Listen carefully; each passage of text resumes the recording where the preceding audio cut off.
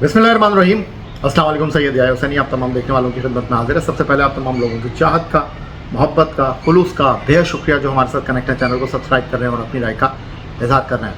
मुबारक हो जनाब, आपको जीत गया पाकिस्तान पहला एक रोज़ा मैच। बहुत ही मुश्किल से सनसनीखेज़ मुकाबले के बाद बमुश्किल श्रीलंका के ख़िलाफ़ 6 रन से। और साल 2025 में श्रीलंका जो आईसीसी चैंपियंस ट्रॉफी 2025 के लिए क्वालिफाई नहीं कर सका था, श्रीलंका की टीम को 11 एक रोज़ा मैचों में चौथी नाकामी का सामना करना पड़ा है। आलमी दर्जाबंदी में इंटरनेशनल क्रिकेट काउंसिल की T20 रैंकिंग में श्रीलंका पाकिस्तान से बेहतर है, चौथे नंबर पर है, पाकिस्तान 5वें नंबर पर है। और जब कल टॉस हुआ तो टॉस के वक्त ही जो है वो एक ना समझ आने वाली टीम सिलेक्शन जो थी वो मौजूद बहस बन गई।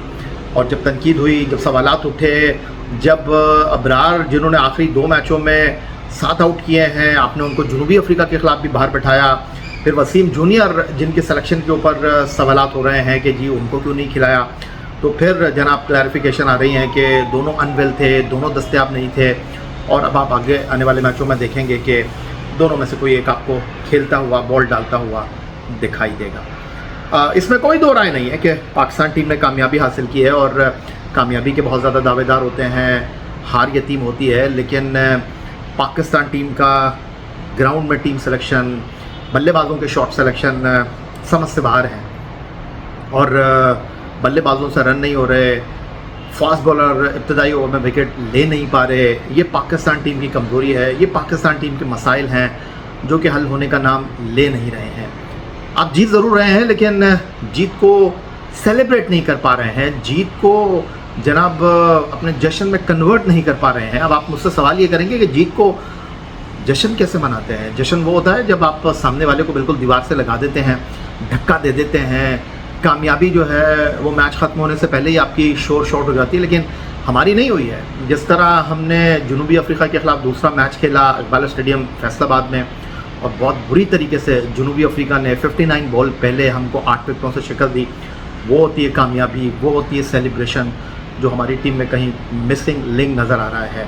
हमने T20 सीरीज़ में जनूबी अफ्रीका को हराया, हमने वनडे सीरीज़ में जनूबी अफ्रीका को हराया, बट हमारी कामयाबी में कन्विंस नज़र नहीं आ रहा। हमारी कामयाबी में कन्विंसिंग का लफ्ज़ जो है वो मिसिंग है। और श्रीलंका ने कल टॉस जीतकर आपको अपनी पिच के ऊपर, आपको अपने मैदान के ऊपर, आपको अपनी कंडीशन के ऊपर जो है वो फंसा के रखा।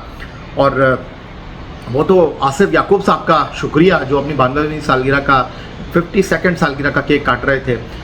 उन्होंने जनाब एक प्लम लेग बिफोर जो था हासारंगा की गेंद के ऊपर नहीं दिया। हुसैन तलत का जिन्होंने करियर बेस्ट स्कोर किया और पहली मरतबा वनडे क्रिकेट में वो हाफ सेंचुरी बनाने में कामयाब हुए।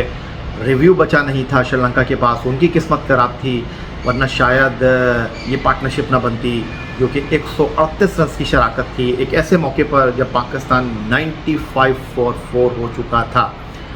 और उसमें जनाब फ़खर जमान, उनसे तो लगता है कि बैटिंग फॉर्म ही रूठी हुई है जिस तरह बाबर आजम से। और बाबर आजम इस वक्त अपने करियर के बदतरीन दौर से गुजर रहे हैं, फॉर्म उनसे रूठी हुई है और इंटरनेशनल क्रिकेट में वो उनकी फॉर्म को तलाश कर रहे हैं, नेट में खेलकर अपनी फॉर्म को तलाश कर रहे हैं। रिजवान के बारे में अगर मैं कहूं कि वो अपनी बल्लेबाजी को भूल गए हैं, साइम अयूब तो अपनी मर्ज़ी से रन करते हैं, बड़े प्लेयर हो गए हैं। ये वो सारे सवालात हैं जो मैं नहीं कर रहा, जो लोग अब मैं देख रहा हूं कि बात कर रहे हैं। और आपकी बैटिंग जो है उसमें इस्तेहकाम नहीं है, आपकी बैटिंग में जो है वो तसलसल नहीं है, आपके बल्लेबाजों में एतमाद की कमी है। आप रन्स कर रहे हैं लेकिन हो रहे हैं रन्स, आप कर नहीं रहे हैं। आप सलमान अली आगा की कारकर्दगी को अगर देखते हैं तो उनके ऊपर बड़ी तनकीद की गई कि जी T20 टीम की क़यादत को ये डिज़र्व नहीं करते हैं, ना वो बैटिंग करते हैं ना वो बॉलिंग करते हैं, वो टॉस के कप्तान हैं। लेकिन उन्होंने अपनी जो परफॉर्मेंस है वनडे क्रिकेट में, बैटिंग फॉर्म जो है उसको जनाब जिस अंदाज में प्रेजेंट किया है, लोगों का एतमाद उन्होंने जीता है। उनकी आखिरी 4 इनिंग की अगर मैं बात करता हूँ 62, 69, 2, 105 नाकाबिले शिकस्त, ये परफॉर्मेंस है जिसकी वजह से सलमान अली आगा ने जनाब वनडे टीम की बैटिंग को अपने हाथों में उठाया हुआ है। पाकिस्तान की बैटिंग जो है उनके कंधों पर इन्हिसार कर रही है। नवाज़ को आप खिला रहे हैं, कल उन्होंने एक और अच्छी इनिंग खेली, 36 की 32 पर 5 चौकों 1 छक्के के साथ 5.98 के रन औसत से पाकिस्तान ने श्रीलंका की दावत पर पहले बैटिंग करते हुए 299 किए फॉर 5 और श्रीलंका ने जनाब तगड़ा रिस्पॉन्ड किया और श्रीलंका की टीम को पहली विकेट पर ही 85 रन्स की पार्टनरशिप मिली 11.4 ओवर में। आप फास्ट बॉलर के साथ खेल रहे हैं लेकिन आपके फास्ट बॉलर इब्तिदाई ओवर में विकेट हासिल कर नहीं पा रहे हैं। ये पाकिस्तान टीम का सबसे बड़ा मसला है। आपके फास्ट बॉलर अगर आपको इब्तिदाई ओवर में विकेट लेकर नहीं देंगे, आप कैसे सामने वाली टीम को चैलेंज करेंगे। मैं मानता हूँ कि शाहीन आफरीदी ने 35 डॉट बॉल किए, 35 ही डॉट बॉल जो है और वो नसीम शाह ने किए। अगर इन 35 और 35 डॉट बॉल को मैं देख लूँ तो लगभग कुछ 11.4 ओवर हमारे दो फास्ट बॉलर ने डॉट ओवर करा दिए श्रीलंका को। लेकिन श्रीलंका ने मुकाबला तगड़ा किया। श्रीलंका जनाब लड़खड़ा गई। अगर हारिस रऊफ 4 for 61 नहीं करते, इब्तदाई 3 खिलाड़ियों को पवेलियन की राह ना दिखाते तो शायद ये मैच मुश्किल हो सकता था। फिर मैच मुश्किल हुआ थैंक्स टू फ़खर जमान, जिन्होंने एक डॉली कैच जो है वो मिस जज किया और श्रीलंका को एक शराकत फराहम करने का मौका मिला।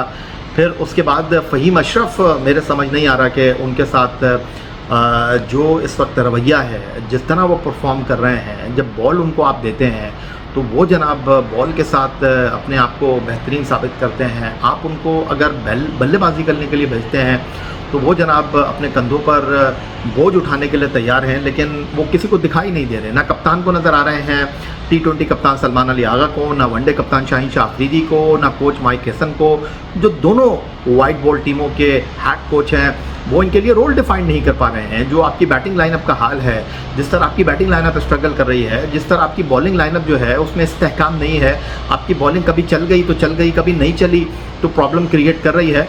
फ़हीम अशरफ एक ऐसा खिलाड़ी है जिसको आप सही मानों में जनाब जिम्मेदारी दे सकते हैं और वो जिम्मेदारी उठाने का अहल भी है। वो जिम्मेदारी को जनाब अपनी फॉर्म के साथ ट्रांसलेट कर रहा है, लेकिन अफसोस के साथ कहना पड़ता है कि हम उसको कोई रोल देने के लिए तैयार नहीं हैं, हम उससे कोई काम लेने के लिए तैयार नहीं हैं। और ठीक है, उनसे बॉलिंग कराई, कल एक बार फिर उन्होंने साबित किया 10 ओवर में 2 for 49 की कारकर्दगी के साथ कि उनमें अहलियत है, उनमें सलाहियत है। आप उनको ज़ाया कर रहे हैं, उनका तजुर्बा निखर रहा है, उनका तजुर्बा टीम पाकिस्तान के काम आ रहा है। लेकिन ना शाहीन शाह अफरीदी को ये बात समझ आ रही है, ना सलमान अली आगा के ये बात जहन में आ रही है कि किस तरह फ़हीम अशरफ को आपने यूटिलाइज़ करना है। आपकी बैटिंग लाइनअप जिसमें आउट ऑफ फॉर्म बल्लेबाजों की भरमार है, जिसमें फ़खर, रिजवान, साइम अयूब, एक्स कैप्टन बाबर आजम जनाब टटोल रहे हैं, देख रहे हैं उस बंदे की तरह जिसकी बिनाई कमज़ोर हो जाती है, जिसका चश्मा कहीं गिर जाता है और वो जनाब चीज़ों को देख रहा होता है। इस तरह ये बेचारे अपनी फॉर्म को तलाश कर रहे हैं। और कल जिस तरह हासन अंगा ने बाबर आजम को बोल्ड कर दिया, वो तो ये साबित कर रहा है कि जी बाबर आजम इस वक्त अपने करियर की बदतरीन कारकर्दगी का जो है वो सामना कर रहे हैं। और ये मैं नहीं कर रहा हूँ, उनके नंबर्स कह रहे हैं, वो मैं आपके साथ शेयर कर लेता हूँ।